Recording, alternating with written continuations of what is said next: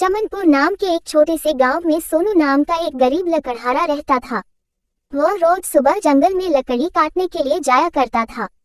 एक दिन सोनू, अरे भाई, आज तो जंगल की सारी लकड़ियों को काट ही दूंगा। हाँ, इन्हें बेचकर जो भी पैसे आएंगे उर्मिला को उनसे एक ताजा मछली ला कर दूंगा। बेचारी कब से बोल रही है, खुश हो जाएगी। हाँ, सोनू की इस आस में कि ज्यादा लकड़ी काट कर ज्यादा पैसे कमा लूंगा। लकड़ी काटते काटते शाम हो जाती है। तभी सोनू के पास एक सेठ भागते हुए आता है जिसके हाथ में एक धन की पोटली होती है। सेठ, अरे भाई, मुझे जल्दी से कहीं छुपा दो, मेरे पीछे कुछ लुटेरे डाकू पड़े हैं, जल्दी करो। सोनू, सेठ जी, आप चिंता मत कीजिए, जल्दी से उस बड़े पेड़ के पीछे छुप जाए। सेठ पेड़ के पीछे छुप जाता है। तभी वहाँ 4 लुटेरे डाकू आ जाते हैं।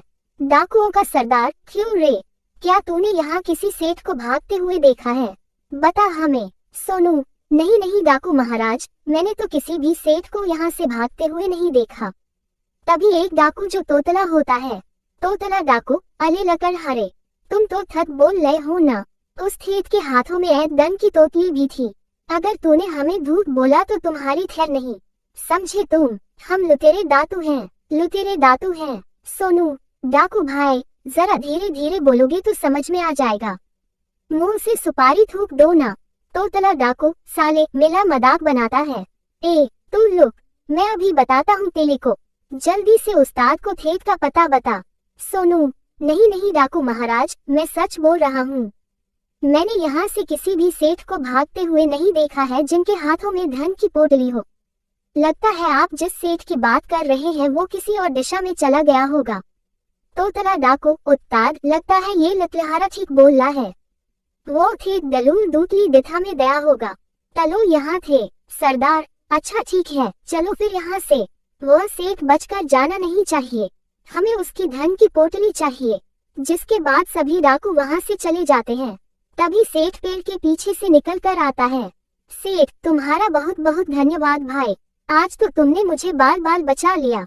सोनू, लेकिन सेठ जी, आप उन लुटेरों से इस तरह भाग क्यों रहे थे और वह डाकू आपके ही पीछे क्यों पड़े हैं? सेठ, अरे भाई, मैं दूसरे गांव का एक सुनार हूँ। आज मेरी दुकान पर कुछ लुटेरे डाकुओं ने मेरा धन लूटने के लिए हमला कर दिया। बड़ी मुश्किल से मैं अपनी जान बचाकर भागा और जितना भी धन मेरे पास था सब इस पोटली में बांध लिया और भागते भागते जंगल में आ गया। लुटेरे डाकू भी मेरा पीछा करते करते यहाँ तक आ गए। वो मुझसे मेरे धन की पोटली छीनना चाहते हैं। सोनू, सेठ जी, वो डाकू आपको ही क्यों ढूंढ रहे हैं? यहाँ आपका ज्यादा समय तक रुकना ठीक नहीं होगा, आप मेरे साथ मेरे घर चलिए। जिसके बाद वह सेठ सोनू के साथ उसके घर जाता है। तभी सोनू की पत्नी उर्मिला कहती है, उर्मिला जी, आ गए आप। मैंने आपसे कहा था ना, मुझे आज मच्छी ही खानी है। और यह क्या, आप किसे अपने साथ ले आए हैं जी? तभी सोनू अपनी पत्नी को सारी बात बताता है। तभी सोनू की पत्नी सेठ के हाथों में धन की पोटली देती है और उसके मन में सेठ के धन को लेकर लालच आ जाता है। उर्मिला, अरे वाह, इस सेठ की धन की पोटली में तो बहुत धन लगता है, अगर यह धन मेरे पास आ जाए तो कितना अच्छा होगा ना। आय हाय, मेरे तो मजे ही आ जाएंगे। उर्मिला, अरे सेठ जी, आप चिंता मत कीजिए, आप यहाँ हमारे घर में रुक सकते हैं, लेकिन यहाँ अगर लुटेरे डाकू आ गए तो आपके इस धन की पोटली को तो वो लूट कर ले जाएंगे। आप अपनी धन की पोटली को मुझे दे दीजिए, मैं इसे संभाल कर रख देती हूँ, ना जाने कब यहाँ डाकू आ जाएं। तभी सोनू अपनी पत्नी के मन के लालच को भांप लेता है। सोनू, नहीं नहीं सेठ जी, आप एक काम कीजिए, मेरे घर में ही एक गड्ढा खोदकर उसमें ही यह धन की पोटली छुपा दीजिए। वो डाकू कभी नहीं जान पाएंगे आपने अपने धन की पोटली कहाँ छुपाई है। हाँ सेठ, ठीक है भाई, अगर तुम कहते हो तो मैं अपनी इस धन की पोटली तुम्हारे घर की जमीन में गड्ढा खोदकर छुपा देता हूँ। पोटली छुपाने के बाद सोनू, सेठ जी, अब आप आराम कीजिए। तभी सेठ की आंख लग जाती है और वह सो जाता है। सोनू जहाँ सेठ ने अपने धन की पोटली छुपाई थी वहाँ खड़ा होकर धन की रखवाली करता है। सोनू, अगर सेठ की धन की पोटली डाकू ले गए तो सेठ के धन के साथ साथ लकड़ी बेचकर साल भर की जमा पहुंची मेरी भी लूट ले जाएंगे। नहीं नहीं, मैं ऐसा नहीं होने दे सकता। इसके बाद सोनू एक पोटली में अपना धन वही जंगल में छुपा देता है जहां वह लकड़ियां काटा करता था। वही जमीन में गड्ढा खोदकर वह धन छुपा देता है और वापस अपने घर आ जाता है। थोड़ी देर बाद सोनू के घर पर चारों लुटेरे डाकू आ जाते हैं। डाकुओं का सरदार, अरे ओ लकड़हारे, तूने हमें धोखा दिया। वह सेठ तेरे ही घर आया था। अब बता वह कहाँ है? अब हम तुझे नहीं छोड़ेंगे। हाँ, लुटेरे डाकुओं का सरदार नाम है मेरा। अच्छे अच्छे की टाए टाए फिस कर देता हूँ और तू मुझसे ही होशियारी करने चला था। सोनू डाकू की यह बात सुनकर हैरान हो जाता है। अपने आसपास देखता है तो उसे कहीं भी सेठ नजर नहीं आता। सोनू मन में सेठ जी कहाँ चले गए? लगता है वो सेठ जी भाग गए। अब ये लुटेरे डाकू मुझे नहीं छोड़ेंगे। तोतला डाकू, हरदार, लगता है ये ऐसे नहीं बताएगा थेत कहाँ है। गांव के लोगों ने थेत को इथ के थात ही देखा था। चलो थरकार, इथे उठाकर अपने थात लिए चलो। सोनू, नहीं नहीं डाकू महाराज, मुझे नहीं पता कि वो सेठ कहाँ है। उसकी धन की पोटली कहाँ है? मुझे नहीं पता सरकार। वह सेठ थोड़ी देर पहले यही तो था, लेकिन अब मुझे नहीं पता वह कहाँ गया।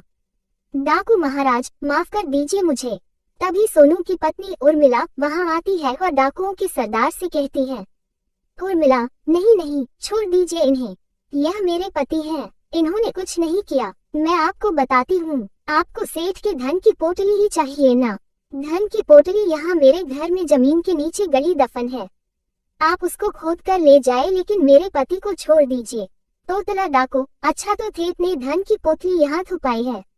उस्ताद, मैं बोलता हूँ, जल्दी से जमीन खोद कर निकाल दीजिए धन की पोटली। सरदार, हाँ, तुम लोग क्या देख रहे हो, जल्दी से जमीन खोदो। तभी वो लुटेरे डाकू सोनू के घर में जमीन खोदना शुरू कर देता है, लेकिन काफी देर तक उन्हें कोई भी धन की पोटली नहीं मिलती। सरदार, अरे यहाँ तो कुछ नहीं है, आखिर कहाँ गई धन की पोटली? तुम दोनों मेरे साथ मजाक कर रहे हो। तुम दोनों उस सेठ का धन अकेले ही हड़पना चाहते हो। हम लुटेरे डाकू हैं, हमारे साथ होशियारी करते हो। तोतला डाकू, अले सरदार, ये दोनों पति पत्नी हमारे साथ मजाक के मूड में नजर आते हैं। इन्हें नहीं पता हम तो कोई मामूली डाकू नहीं है, हम लुटेरे डाकू हैं। तोतला डाकू, देखो, तुम दोनों सीधे सीधे बता दो कहाँ छुपा रखा है सेठ का धन, वरना तुम दोनों अपनी दान से हाथ धो बैठोगे। तभी वहाँ पर सेठ आ जाता है। सेठ को देखकर सोनू और उसकी पत्नी हैरान रह जाते हैं। तोतला डाकू, अच्छा हुआ थे दो तुम यहाँ आ गए, वरना हमारे उस्ताद तुम्हें कहीं पे भी ढूंढ निकालते।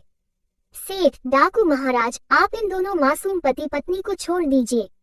उन्हें नहीं मालूम कि मैंने अपना धन कहाँ छुपाया है। जब सोनू की आंख लग गई थी तो मैं खुद ही उठकर अपने धन की रखवाली करने लगा। उसी समय मैंने तुम्हें आता देख लिया, इसलिए मैं अपने धन की पोटली उठाकर वहाँ से भाग गया। तुम चलो मेरे साथ डाकू महाराज, मैं आपको अपने धन की पोटली देता हूँ, लेकिन सोनू और उसकी पत्नी को छोड़ दो। इसके बाद सेठ और सोनू उन चारों डाकुओं के साथ उस जंगल में जाते हैं जहाँ सोनू लकड़ी काटा करता था। तोतला डाकू, ठीक थक थक बता, कहाँ छुपाया है अपना धन? जल्दी बता, दिमाग की थोती मत कर, बता रहा हूँ। सेठ, डाकू महाराज, मैंने अपने धन की पोटली यहाँ जंगल में जमीन के नीचे छुपा दी थी। तुम मेरे धन की पोटली निकाल कर ले जाओ। सोनू सेठ की यह बात सुनकर बहुत हैरान रह जाता है, क्योंकि यह तो वही जगह है जहाँ पर सोनू ने अपना धन छुपाया था। सरदार, अच्छा, हमसे होशियारी करता है, हम लुटेरे डाकू हैं। हाँ सेठ, अब देख, हम तेरा सारा धन ले जाएंगे। हाँ हाँ हाँ। तभी डाकू जंगल में जमीन खोदकर वह धन की पोटली निकालते हैं। सोनू ये देखकर हैरान रह जाता है, क्योंकि वह तो सोनू की ही धन की पोटली थी।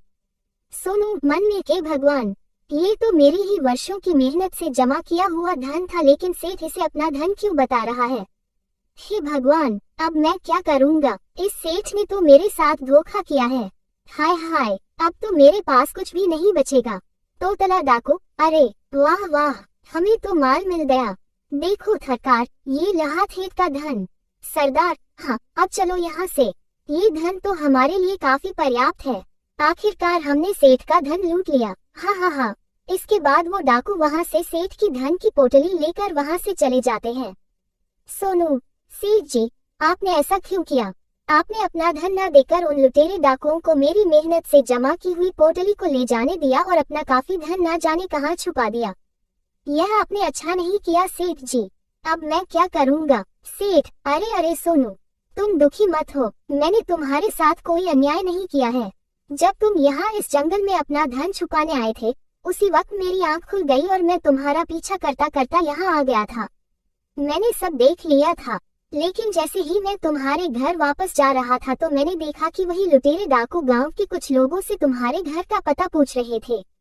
मैं जान गया था कि अब यह मुझे ढूंढते ढूंढते तुम्हारे घर ही आएंगे, इसलिए डाकुओं के तुम्हारे घर पहुंचने से पहले अपना छुपाया हुआ धन तुम्हारे घर से निकाल कर ले गया था।